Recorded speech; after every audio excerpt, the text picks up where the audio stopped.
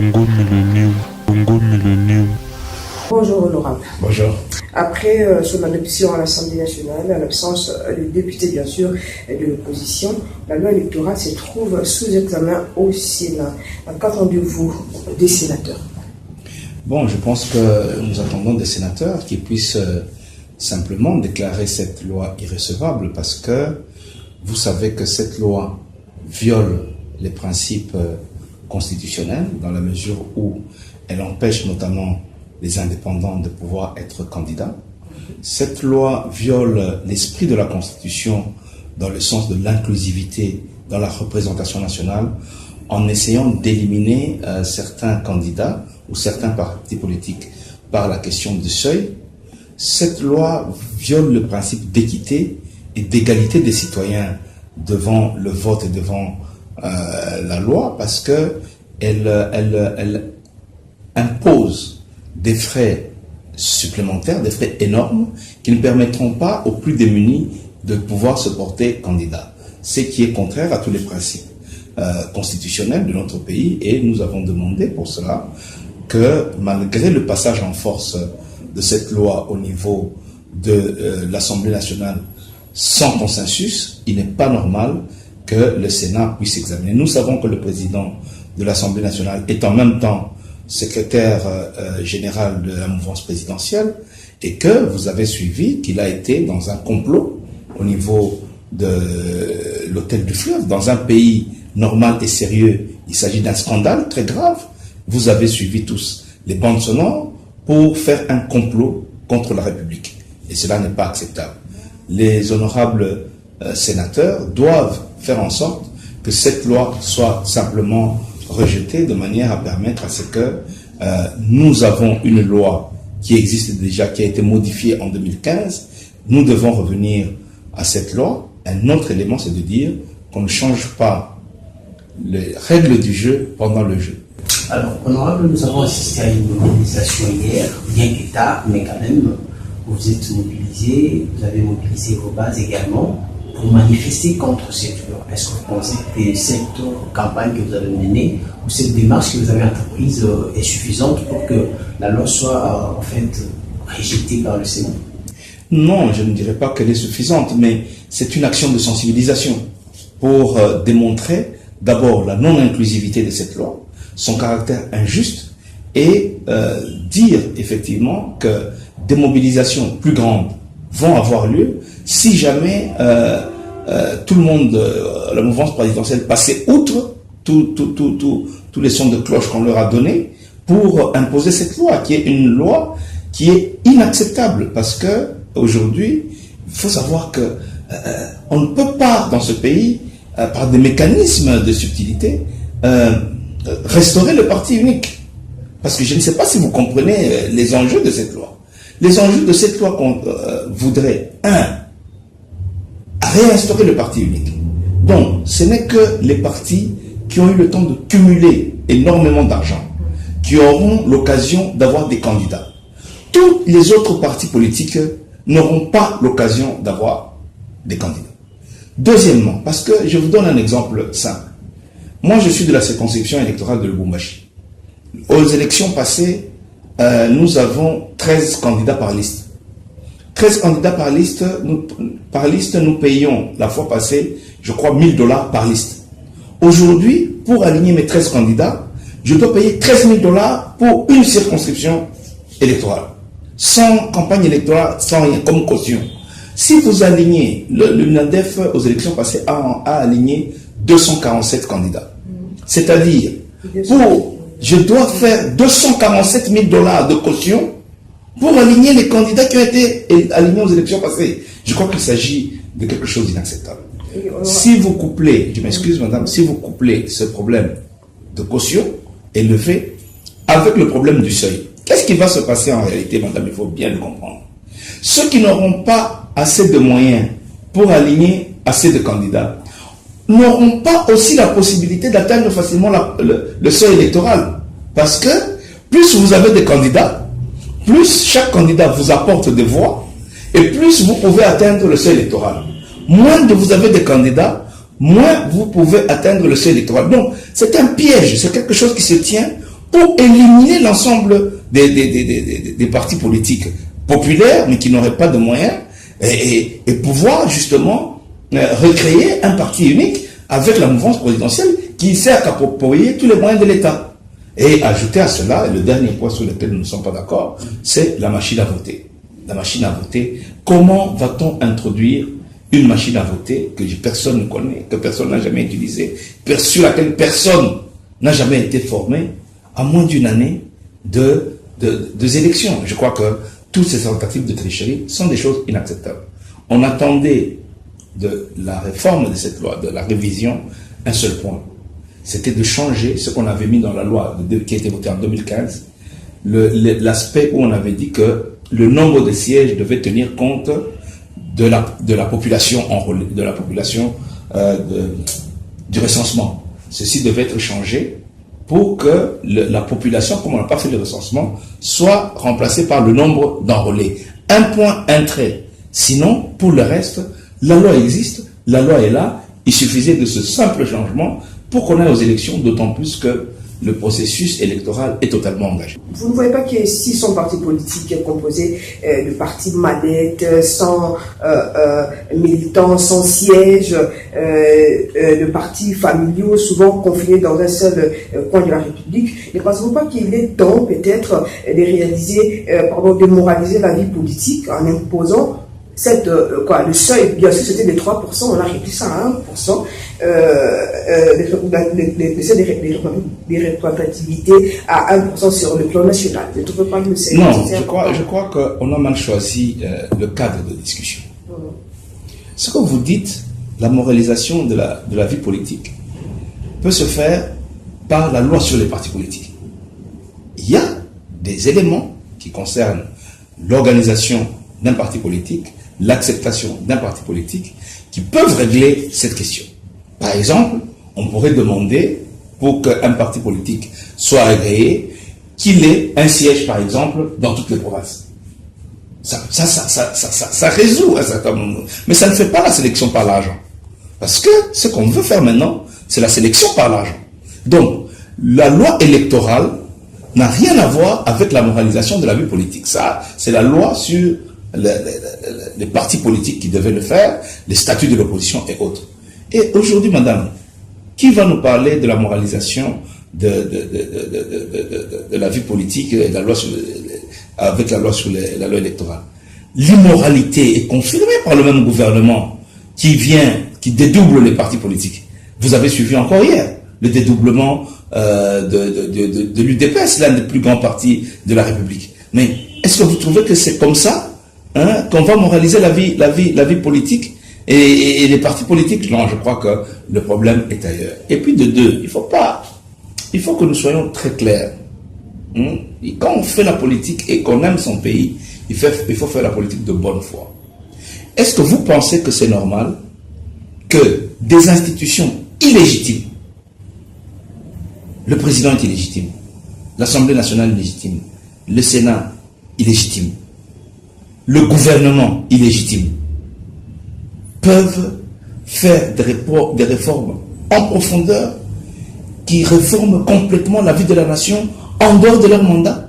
Je crois que si la mouvance présidentielle était de bonne foi, ce débat aurait dû être mené depuis 2012. Parce que ici, ce qui se passe, madame, il ne faut pas oublier que la CENI, Tchibala, Kabila et leurs amis sont en train de changer les règles du jeu alors que le jeu a déjà commencé. C'est comme si vous êtes sur le terrain en train de jouer un match et brusquement, il y a des gens, les arbitres et autres, qui sont en train de changer les règles du jeu au fur et à mesure que le match a déjà commencé. Nous avons les règles qui sont là et qui sont coulées dans la loi électorale qui a été votée en 2015. Cette loi électorale n'a pas encore été appliquée. Pourquoi doit-on refonder la loi électorale, restructurer tout ce qui a été fait, à venir... En fait, on veut réformer l'ensemble du fonctionnement électoral du pays pendant que on a déjà commencé à enrôler, pendant qu'on a déjà publié le calendrier électoral et pendant que les acteurs sont déjà montés sur les terrains pour préparer ces élections. Ça ne se fait pas nulle part au monde. Cette loi aurait dû être votée par des institutions légitimes. Mais moi, je suis député, madame. Mais mon mandat est déjà terminé. Est-ce que j'ai la légitimité nécessaire pour réformer la loi, exclure des partis politiques, exclure des candidats, alors que moi-même, je n'ai plus de mandat? Je crois que ce sont des situations d'un cynisme inacceptable. Et notre peuple ne peut pas l'accepter, parce qu'il n'y a qu'un seul objectif à tout ça. C'est voler la démocratie au peuple et permettre aux gens devenus hyper impopulaires à travers toute la République de pouvoir quand même se faire élire. Et c'est pour ça que beaucoup de députés qui ne sont plus jamais allés voir leur base se sont précipités, des députés de la mouvance présidentielle, à voter cette loi. Pourquoi? Parce que c'est rien qu'avec cette tricherie-là qu'ils peuvent espérer un jour se retrouver à l'hémicycle. Sinon, ils sont complètement laminés. Et vous avez vu toutes les démonstrations qui ont été faites même pendant la presse. Vous allez vous retrouver aujourd'hui avec des députés qui ont eu 100 voix, mais simplement parce que le premier dans leur circonscription électorale qui a eu 50 000 voix n'a pas eu le seuil sur le plan national, mais le type qui a 200 voix, il passe. Et celui qui a eu 50 000 voix dans la circonscription électorale tombe. C'est des choses profondément injustes et profondément inacceptables. Oui, nous continuons à sensibiliser la population, bien sûr. Mais je vous dis, ici, il y a un paradoxe. Par rapport à 2015, par exemple, la population considérait toujours que l'Assemblée nationale, le Sénat, le président de la République avaient une légitimité. Aujourd'hui, nous sommes dans une situation tout à fait différente. C'est encore pire que 2015. Hein? Oui, c'est-à-dire qu'aujourd'hui, la population considère nous, les députés, les sénateurs, le président, comme des illégitimes. Je crois que la population est plus braquée sur le 31 décembre que sur tous ces mouvements que nous sommes en train de combattre pour le moment. Parce que j'ai l'impression que la population voudrait qu'il y ait un bouleversement total le 31 décembre de cette année-ci pour qu'enfin elle puisse reprendre les choses en main. Et ça, je le sens chaque fois que je descends sur le terrain. Je crois que si on y prend garde, si les gens ne se réveillent pas, je crois qu'il y aura des surprises pour tout le monde. Le gouvernement, la police et les services de sécurité ont toujours prétendu qu'ils ne veulent pas accepter les marches ou les manifestations parce que ça va dégénérer en violence. Je crois qu'à chaque fois qu'il y a eu des manifestations de l'opposition, spontanées et autres, il n'y a jamais eu de casse. Hier, vous avez vu, vous-même si vous étiez là, qu'avec toute cette foule que nous avions, nous sommes entrés jusque dans l'enceinte. Oui, du palais du peuple, dans l'enceinte du palais du peuple, on n'a rien cassé. Donc, la population est quand même assez pacifique. Maintenant, ici, vous parlez du 30 novembre. Oui, je crois que jusque-là, l'opposition s'est tenue à la paix, à préserver la paix. Et ce sont les provocations parfois des autres qui freinent l'opposition. Et nous sommes pour la lutte pacifique. Mais la question que chacun est en droit de se poser, lorsque on fait sa lutte pacifique devant une force brutale, cynique, inconsciente et sans concession, on va aller jusqu'où? Moi j'ai peur qu'à un certain moment, tout ceci ne tourne très mal. Oui, mais écoutez, moi je pense que quand vous êtes corrompu, vous ne devez pas prendre prétexte des autres, chercher des boucs émissaires. Est-ce que, je vous pose la question, madame, sérieusement, ceux qui disent, voilà, nous sommes partis à cause de telle ou telle autre raison en cherchant des boucs émissaires, quels sont les actes qu'ils posent comme opposants? Qu'est-ce qu'ils se posent comme acte comme opposants? Rien du tout. Ils se complaisent dans les dédoublements des partis politiques, ils se complaisent dans la corruption, ils se complaisent dans le pillage des ressources. Tout ce qu'ils ont promis à la population, rien n'a été fait. Vous allez dire que si Tchibala est incapable de baisser le taux et qu'il continue dans la corruption, il est incapable de payer des institutions, est-ce que c'est toujours la faute de Moïse Katumbi? Si Tchibala est incapable de dire non à Kabila, lorsque on est en train de tripatouiller la loi fédérale et la loi électorale et que lui-même est toujours aux commandes pour écraser, mater et mettre fin aux libertés publiques. Il n'y a aucune mesure de décrispation qui a été prise. C'est toujours la faute de Moïse Katumbi. Arrêtons les choses. Vous avez vu vous-même que tous ces gens-là, ce sont des gens qui n'ont aucune qualité pour diriger, qui n'ont rien d'opposant et qui sont là tout simplement pour se faire les poches et mettre la population et le pays dans un chemin qui n'est pas bon. Et le reste n'est que prétexte. Celui qui est là et qui sait très bien qu'il est corrompu, parce que c'est la corruption qui les a amenés tous là, en violation de toutes les règles, doit montrer par ses actes que lui n'est pas corrompu, que lui suit la ligne qu'il se réclame de Tshisekedi, avec un respect des lois, un respect des textes, un respect de la démocratie. En ce moment-là, à celui-là, je crois que vous serez en droit de me l'opposer, que voilà, celui-là, il se comporte bien. Et voilà, c'est Moïse Katumbi qui l'a fait partir, parce que les gens, même à 2 h du matin, quand ils se réveillent, ils voient Moïse Katumbi partout.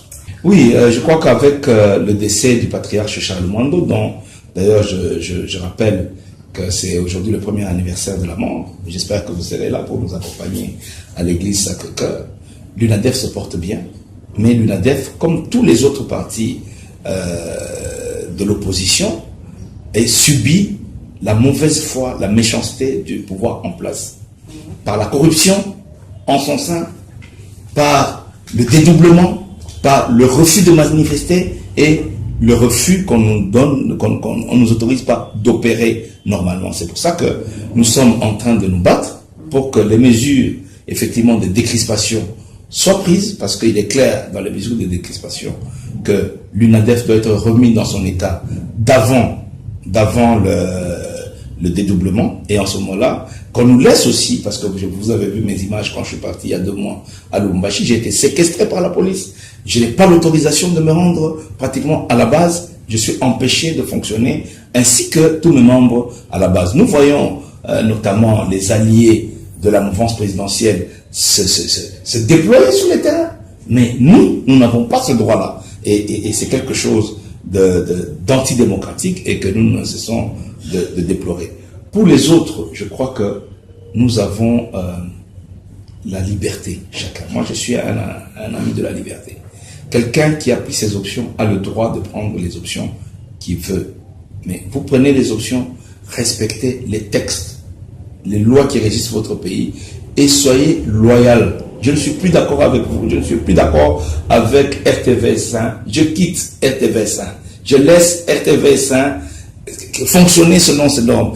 Parce que je ne suis pas d'accord avec RTVS1, je ne deviens pas RTVS1 en dehors de la RTVS1 parce que j'ai la force des armes et des gens du pouvoir qui m'encadrent. Ça s'appelle de la déloyauté, ça s'appelle de la tricherie et personne ne doit l'accepter.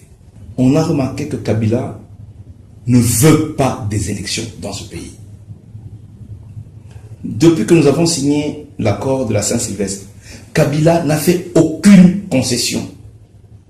Il n'a pas décrispé la situation. Il n'a pas laissé les prisonniers politiques. Il n'a pas laissé les exilés rentrer. Il n'a pas ouvert l'espace médiatique. Il n'a pas arrêté le dédoublement des partis politiques. Il a fermé encore plus l'espace politique. 2. Kabila met en place des mécanismes de blocage et de tricherie. Il a fallu des menaces pratiquement des États-Unis pour qu'il accepte qu'on publie un calendrier électoral qui aurait dû être publié depuis longtemps. Et Kabila ne vous démontre, n'a jusque-là démontré aucun signe qu'il veut que le pays aille de l'avant. Mais dans ces conditions-là, comment pouvons-nous aller aux élections avec lui? Ça devient compliqué. Kabila, on lui a demandé qu'il donne des signes qu'il a lâché la liberté, se remettre en marche, la démocratie. Kabila est en train de tuer la démocratie et c'est clair, il n'y a plus de manifestations publiques autorisées. Il y a des morts partout. On arrête les innocents, on tue partout. Et il y a des rébellions partout, on égorge à gauche, à droite. Mais vous-même, madame, si vous nous prenez garde, voilà, Jekoko Mulumba. Ça fait combien de temps qu'il est à la mer? 30 jours. 30 jours à la mer. Que dit la loi? Il ne peut pas passer plus de 48 heures. Pourquoi? Outrage au chef de l'État. Mais les causes des tribunaux n'existent pas. Mais tous les jeunes gens qui sont arrêtés partout, et vous le savez, nous sommes dans une dictature sans nom, qui ne nous permettra même pas de faire la campagne, avec tout ce qu'on est en train de faire comme jeu. Kabila veut rester, Kabila veut tuer la démocratie, il a déjà commencé à la tuer. C'est pour ça que nous disons qu'il faut une transition sans Kabila. Ce qui est plus grave, madame, encore, si on veut rester chef de l'État, si on veut gérer un gouvernement, c'est pour que son pays soit heureux. C'est pour rendre les gens plus heureux. Aujourd'hui, est-ce que vous êtes plus heureux? Est-ce que Kabila, s'il reste, le pays, est-ce que vous avez l'impression que le pays se redresse sans sort? Non, madame. Les gens ont perdu en une année, par la faute de Kabila, 60% de leur pouvoir d'achat. L'argent, les gens sont impayés. La crise a atteint des proportions terribles. Et les horizons du pays sont fermés à cause d'un seul homme. Cet homme, pour moi, doit partir. Et c'est important pour libérer le pays que Kabila puisse partir. On ne le fait que le lui demander, d'autant plus qu'il est à la fin de son second et dernier mandat. Kabila est un Congolais comme tous les autres Congolais.